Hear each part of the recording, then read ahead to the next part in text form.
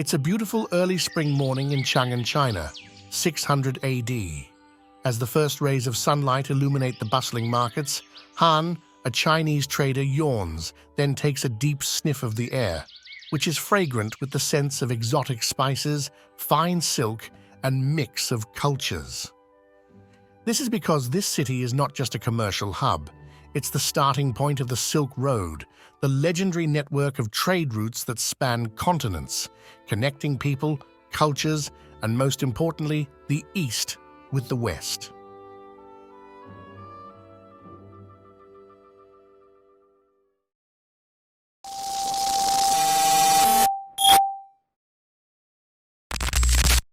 What's up guys, welcome back to another video. I'm very excited about today's video. As someone who has traveled all over the world from a very young age, I completely understand the importance of the Silk Road system and believe it's very underplayed by the education system.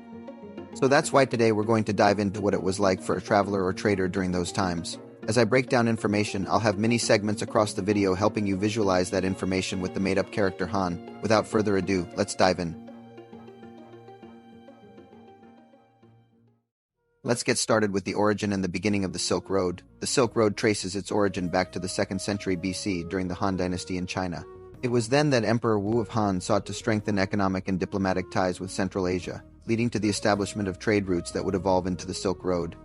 Chang'an was the capital of the Han Empire and would be a major starting point. Then over time there would be a northern route stretched across the Gobi Desert and through the Pamir Mountains, connecting China to the Persian Empire and the Roman Empire, and the southern route that spanned through India, facilitating trade between China, Southeast Asia, and the Arabian Peninsula. Many people wonder, why is it called the Silk Road? Is it because it was a smooth ride through the route? Actually, very far from that, which we'll get into later on in the video. The name comes from the most sought-out commodity, which was Chinese silk at that time. A luxurious fabric admired for its beauty and quality was one of the primary goods traded, making its way from China to markets in the Middle East and Europe. But silk was just the beginning. The Silk Road soon became a conduit for a wide array of goods, from spices and tea to precious metals and gemstones. Beyond material wealth, the Silk Road also facilitated the exchange of ideas, religions, and cultures. Buddhism spread from India to China, while technologies and scientific knowledge flowed between civilizations, boosting the advancements of humanity across the globe. The constant flow of people and goods would cause people to expand and build cities and towns along the route. For example, Chang'an, Samarkand, and Baghdad became hubs of trade and cultural exchange, shaping the course of history for centuries to come. It's been months since Han left Chang'an. He's traveled through many different lands. But Han and his caravan finally reached the gates of Baghdad, the city he's been so greatly hearing about. The city, in the midst of its golden age, is a vibrant hub of commerce and culture. The markets hum with activity, merchants from distant lands haggling over goods, and the air is filled with the scents of spices and perfumes. Baghdad has become a melting pot of ideas and traditions. Han's goods quickly attract attention. He negotiates with local traders, exchanging his silk and porcelain for silver, spices, and manuscripts. But his interactions go beyond mere transactions. Han learns about Islamic culture, listens to new ideas, and witnesses the diversity of people and customs that have converged in Baghdad.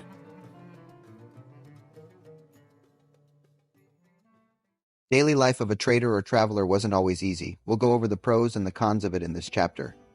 The daily life of a Silk Road trader included commerce, travel, and cultural exchange. Traders played a crucial role in sustaining the vast network of routes that connected the East and West. Think of the traders as ancient-day entrepreneurs. A trader's journey often began in the bustling markets of Chang'an or another major trading hub.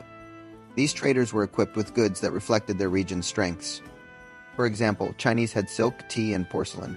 Spices came from India and Southeast Asia, and precious metals from Persia and Europe. For their travels, they woke early to prepare. They packed their goods onto caravans of camels or horses, ensuring each item was secure. The journey was slow and treacherous, going through harsh terrains. Along the way, traders stopped at oases and trading posts, replenishing supplies and conducting business. At these trading posts, traders engaged in negotiations and bartering, exchanging their goods for silver, spices, and other commodities. Now, as nice as those things sound, there were challenges along the way. Long journeys exposed traders to harsh weather, and especially bandits and raiders. You strategically had to plan your trips based on season of the year, type of cargo carried, and especially global diplomacy throughout the area. For some, especially warrior traders and travelers, bandits weren't even the worst thing. Imagine seeing a dust storm or an avalanche for the first time ever. They didn't have movies or media to depict it before encountering it, only tales of survivors passed down. But as always, with great risk comes great reward. For example, the Chinese silk was a wealth bringer. The more west you went, these people would go back to their home rich in material and silver. If you survived, that is. Han's caravan trudges through the scorching sands of the desert, their sights set on the next trading outpost. But as they approach, a grim scene unfolds. The outpost's wooden gates hang ajar, smoke curling from charred rooftops. Scattered goods and broken crates litter the ground, remnants of a recent raid. The traders exchange wary glances, their hands instinctively reaching for their weapons. Han carefully inspects the aftermath, knowing they must move quickly to avoid meeting the same fate.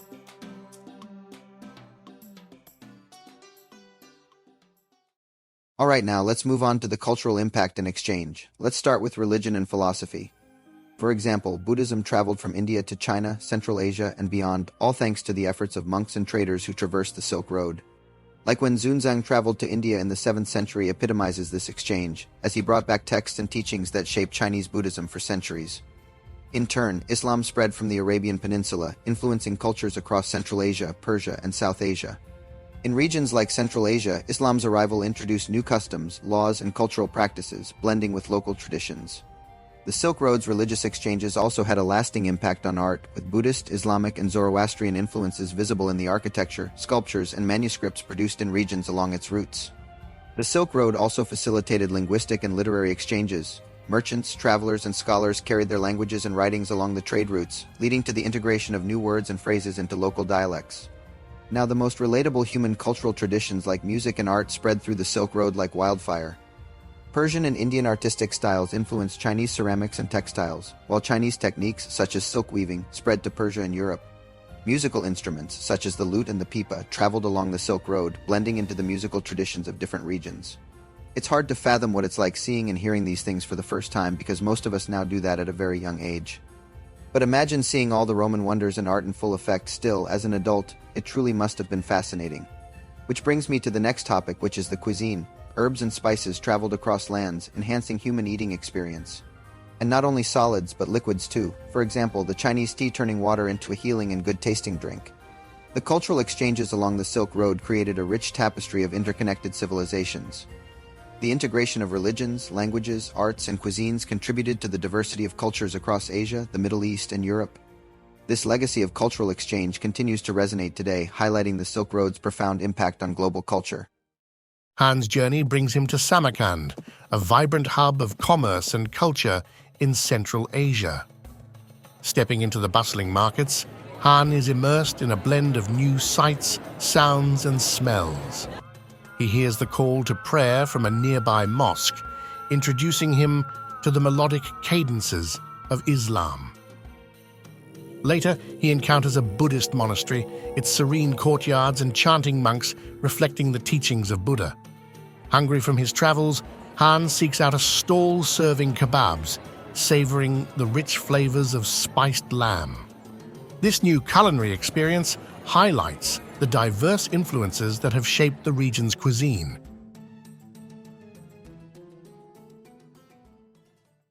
Throughout the video, we've explored the various facets of life along these routes, from the daily experiences of traders and travelers to the cultural exchanges that define this era. We gotta remember some of the impacts. For example, the Silk Road's economic impact cannot be overstated. The exchange of goods fueled the prosperity of numerous civilizations. This trade led to the growth of major commercial hubs, where merchants from diverse cultures converged. Beyond material wealth, the Silk Road was a pillar for cultural exchange, connecting religions, languages, arts, and cuisines, as I mentioned before. We also cannot underplay the challenges and risks that came with it. I tried my best to paint a picture while following guidelines. Despite these obstacles, their perseverance ensured the survival and success of the Silk Road, contributing to its legacy. One of those legacies are well known, like Marco Polo, for example. His legacy lives on to tell the tales of the Silk Road. I can do a video on him if you'd like. This pretty much brings us to the end of the video. I hope I painted a somewhat good picture of what it was like to be a traveler during those times. I also hope you enjoyed the video. I would greatly appreciate it if you could hit that like button if you did, and the subscribe if you want to see more. Other than that, thanks for watching and have a great day.